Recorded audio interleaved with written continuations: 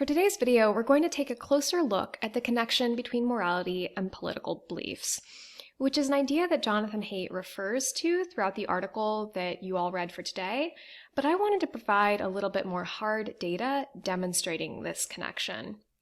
I'm also going to be weaving in some sociological concepts that I think provide an even broader perspective on the value and the importance of the 5 moral foundations framework. So, before we get farther into that, I wanted to revisit this activity that I asked you guys to complete over the weekend. And you'll remember that I presented you with a set of scenarios, set A and set B, and in each case, scenario B was quite similar to scenario A, except it involved much more of kind of a moral choice, rather than just doing something that might be a little bit painful or risky or uncomfortable. You would be doing something that probably felt a little bit wrong. And my general hypothesis was that you guys would name me a higher price for the actions in column B versus column A. So let's take a look at whether your actual responses bore out this pattern. I'm using medians here because your responses tended to be pretty varied. One person might say $10 and another person might say $10 million for the exact same action.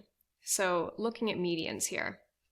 So for scenario 1A, you guys on average would require $100 to stick yourself with a hypodermic needle. But you would require 4 times as much to do this to a vulnerable child. Most of you would be perfectly willing to accept a plasma TV that was delivered to your friend by mistake from Best Buy. But you would not be okay at all if this TV was instead stolen merchandise. Again, pretty willing, pretty low threshold for criticizing the United States, calling into a domestic radio program, and you'd want about $10,000 to do this when calling in to not just a foreign radio station, but the radio station of a country that's often to be considered competitive with or an enemy of the United States. Very willing to slap male friends in the face for a comedy skit. Totally get that. I would be too. Not only did you name a much higher median price for slapping your grandfather in the face for a comedy skit, there's actually almost a majority of you who said that there is no amount of money I could give you to do this. So I think that speaks really strongly to the power of the authority, respect, moral foundation for some of you guys. Okay. We are quite willing to support the arts and go to a short avant-garde play where people are just kind of acting silly. We are also pretty willing, but a little less willing, to go to a cutting-edge avant-garde play that involves people doing things that are very crude, animalistic, or maybe even a little bit disgusting. I actually found this really interesting because I had a ton of people in my fall classes who said they would be more willing to do scenario B than scenario A. And their rationale was at least the second play would be interesting. Okay, we are very willing. If we are already cold and we need a sweater, we are okay if a now deceased person had once worn that sweater. But we are not at all okay if that now deceased person is Hitler. The majority of you said that there is no amount of money I could pay you to wear a sweater once worn by Hitler. And I want you to think for a second about how remarkable this is. There is no concrete harm done to anybody if you wear Hitler's sweater, right? It is not endorsing his actions or his beliefs. And yet, the power of the sense that objects can be tainted by a truly evil or sort of a truly disgusting person, that's powerful enough that there's no amount of money that I could pay you to do this scenario. Okay, so let's revisit this idea of these 5 basic foundations. These 5 basic foundations that are argued to animate most of our moral beliefs. We talked about harm, care, fairness, reciprocity, in-group loyalty, authority, respect, and purity, sanctity. And you'll remember that the harm care foundation is basically what leads us to disapprove of people who cause pain and suffering, and to approve when people actively alleviate harm or pain. Fairness, reciprocity. This is about our sensitivity to issues of equality and justice and how resources are distributed. And we not only frown upon people who cause injustice, we also frown upon people who break the rules or try to work outside of the system for their own selfish gain. In-group loyalty really has to do with trying to maintain and strengthen our groups. And so this is about celebrating the groups that we're a part of. This is about your sense of duty to your family, your nationality, your school or your sports team, for instance. And we really approve of it when people contribute to the well-being of their groups. We disapprove when people are disloyal or traitors. Authority respect really has to do with the fact that we often have hierarchies of power within our groups, and we expect people to act in ways that are consistent with their position. So leaders should be responsible, and followers should be obedient. And purity and sanctity is connected to our sense of disgust, the possibility for contamination, whether it's physical contamination or more of a spiritual contamination. So now I'm going to start introducing some new concepts. And the place I want to start is this distinction that's been drawn in sociology between something called Gemeinschaft and Gesellschaft. And these are the German words, essentially, for community versus society. Now, this is a distinction that was drawn first by Ferdinand Tönnies in 1887.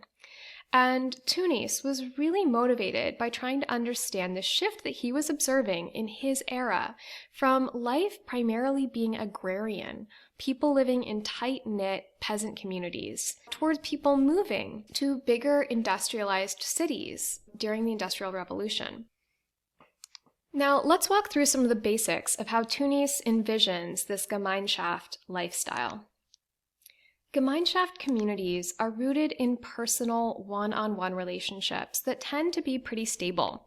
So if you're living in a small rural village, if you need help, you're probably going to turn to a neighbor or a cousin rather than a bank, a huge company, or the government, for instance. These interactions between individual people tend to be more governed by traditional rules and understandings. So people might, for instance, follow a code of honor. And the force that binds you to be a good and honorable partner in these interactions might have more to do with your reputation in this network of personal relationships and the expectations that you know other people have of you, right? So you want to be known as a good, honorable, stand-up person. And what this results in is behaviors that tend to prioritize the health of these relationships and the health of the larger group, rather than prioritizing the individual's ability to act autonomously, to express their own personal idiosyncratic desires. Because being too unique and following your own impulses might be disruptive to this delicate network of relationships. And you typically find this lifestyle in communities that are smaller, more tight-knit, more rural, traditional, or agrarian. And you can contrast that with Tönnies' vision of the Gazelleshaft lifestyle.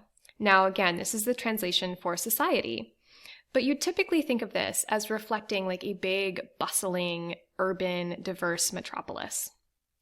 And in this kind of community, you are more so engaged in a lot of indirect relationships. Not that you don't have friends or romantic partners or families, but a lot of what you need to get done in a day might be routed through these more indirect means. You might purchase something at a marketplace. You might send an email or fill out a form. You might interact in these more formalized roles like boss and employee or lawyer and client. A lot of your behavior, the things that force you to kind of act nobly, might have more to do with laws and contracts. And that's because once you have this more free-flowing society where there's more diverse types of individuals who are rubbing elbows, once people have more choice and more freedom of movement, you can't rely on people having a shared understanding of how they should act. So instead, you assume that people are acting out of self-interest. And if you want to bind somebody to doing something, you have to do this through something like a contract or a set of laws. And so this system generally prioritizes the rights of the individual. Again, people have a lot more autonomy and a lot more choice. And so if you don't like one relationship, if it's not working for you, you cut that tie and you find another relationship. And of course, you're more likely to find this in communities that are more modern and more industrialized, where there's more options, more free movement, and also less possibility for people to keep close tabs on each other. Okay, so here's why we're talking about this Gesellschaft versus Gemeinschaft distinction. It's because this is actually connected pretty intimately to the 5 moral foundations. And the argument here is that in a Gesellschaft, or society, lifestyle, you are mainly focused on harm care and fairness reciprocity. Now, why would that be? Well, this is because these are the 2 foundations that do the most to protect individual rights and individual autonomy. If you are trying to act freely, one thing that's important is making sure that other people are not going to be able to harm you. It's also important to make sure that you're not being exploited, right? And so these are sort of non-negotiable moral foundations. Even in a very free-flowing community, we still care about, let's say, somebody not assaulting us physically or somebody not ripping us off in an exchange. But what seems to be more negotiable or more disposable for a Gesellschaft group is in-group loyalty, authority respect, and purity sanctity. And these are what are called the binding foundations. They tend to be much more heavily prioritized in Gemeinschaft, or community lifestyles. And why is that? Well, we talked about Gemeinschaft relationships really being based in shared understandings.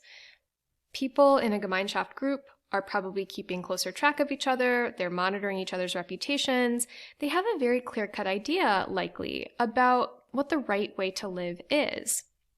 And that right way to live might include things like, are you worshiping properly?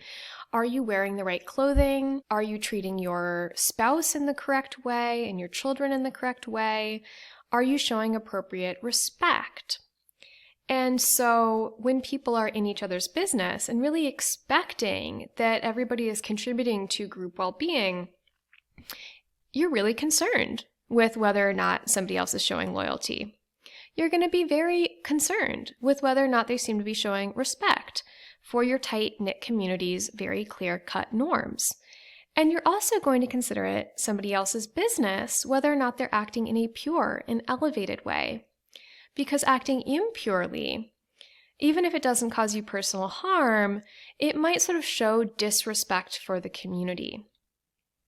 So we see these distinctions between Gemeinschaft and Gesellschaft societies in terms of how they prioritize the binding versus individualizing foundations.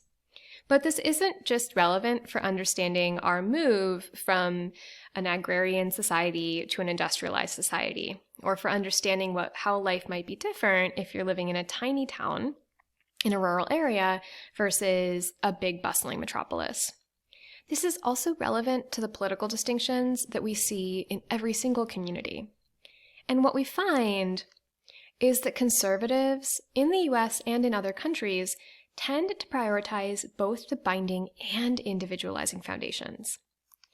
Whereas you see a strong tendency for liberals to specifically prioritize harm care and fairness reciprocity and de-emphasize in-group authority and purity.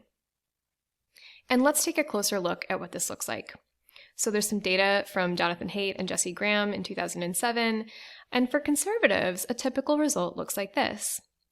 You actually see almost exactly even prioritization of harm, fairness, in-group authority, and purity.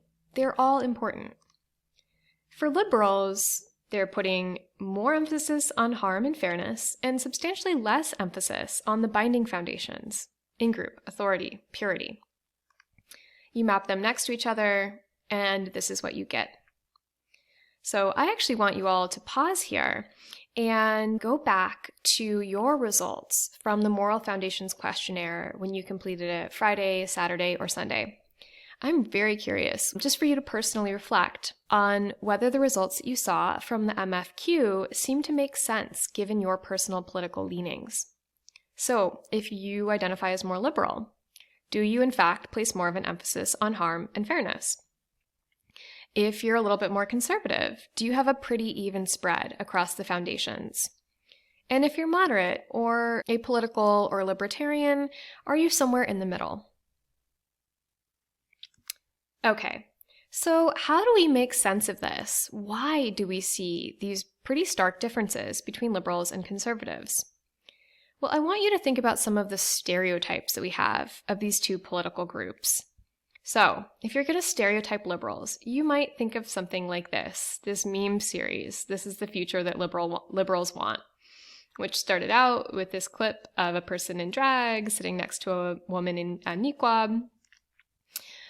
When it got on a roll, started to include things like interspecies friendships, apparently a uniquely liberal act, right? But taken all together, the picture you get is of liberals as inviting people to each live their own unique lifestyle. You want to protect the vulnerable, and you hope for an equitable distribution of resources in society. So you still care about people's welfare. But beyond protecting welfare, everything else is sort of fair game. You generally assume personal lifestyle choices are none of your business.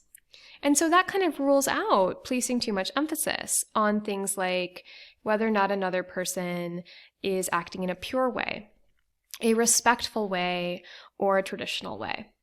And if you want to think about the simplified stereotype of the conservative position, this worldview would argue that there really are certain ways of life that are superior to others, that there are certain tried and true practices and wisdoms that we should follow, and that societal order and kind of consensual understandings about what is right and proper, that these are really important, and that it's sort of dangerous or foolish to throw out traditions and throw out these traditional understandings of order. So while it's not the case that all of liberalism and all of conservatism can be summed up by these differences in the 5 moral foundations, there's definitely a lot going on here. Now, to pivot back to talking about Gemeinschaft and Gesellschaft, there's obviously pros and cons to both, which is one of the things that I think is really interesting about both of these frameworks, the Gemeinschaft-Gesellschaft distinction and 5 moral foundations. We all have our preferences within these domains. But if you had to choose, are you more attracted to the idea of a tight-knit community where there's a lot of consensus about the right kind of lifestyle to have, but potentially also a lot more community support? So, these strong relationships, people more involved in each other's lives, but maybe also more judgment. Or are you more attracted to the idea of a very free-flowing society where anything goes, people really withhold judgment about each other's lifestyle, but also are maybe a little bit less invested in the day-to-day lives of their neighbors and community members, where there might be less clear guidelines for the right and proper and appropriate way to live or the kind of values you should have? So, I would like you to privately reflect on some of these trade-offs and whether or not you really feel a strong pull towards one or the other, or sort of a blend of both. Okay, so there's one more nuance to the relationship between the 5 moral foundations and politics that I think is really interesting. And that's research showing that you can predict pretty specific granular policy beliefs from the extent to which people endorse each of these 5 moral foundations. And this research, which was conducted by Spasina Koleva and John Haidt and some of their colleagues, was specifically looking at so-called culture war issues, which tend to be these very polarizing political topics that split liberals and conservatives. Things like gay marriage, abortion, pornography, or the death penalty.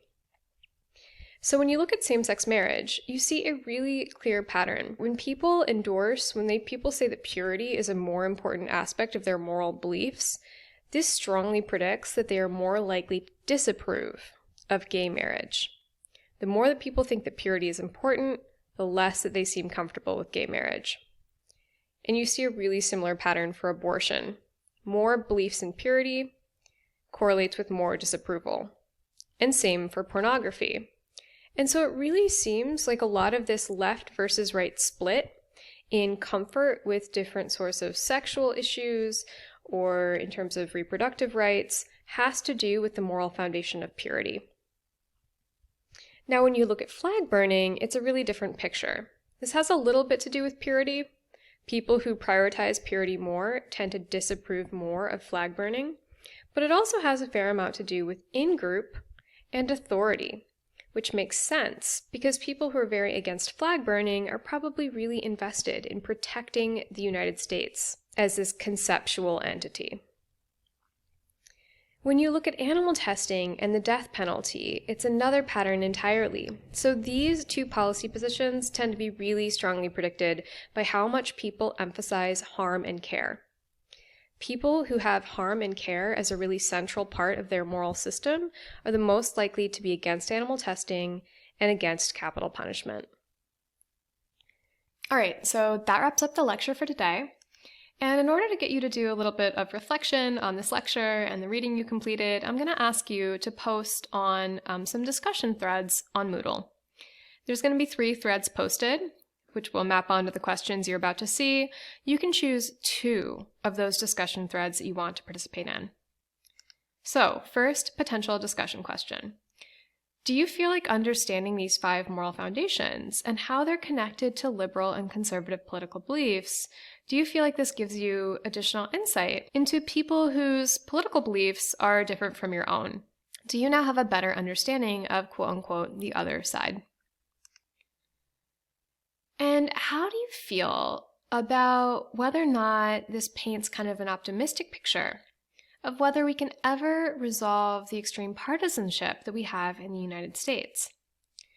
Do you think that understanding these 5 moral foundations points the way towards some reconciliation and mutual understanding? Or does it make you feel like these political differences are really fundamental and really baked in and there's nothing we can do about them? I'm also curious just what your general reactions are to this 5 moral foundations framework. And in particular, do you buy some of the central claims that this framework makes? Do you believe that almost all political beliefs can be linked back to one or more of these 5 foundations? Or are there categories of political beliefs that hate is missing? All right, so that's it for today. I'm excited to see what you have to say on Moodle. Bye, guys.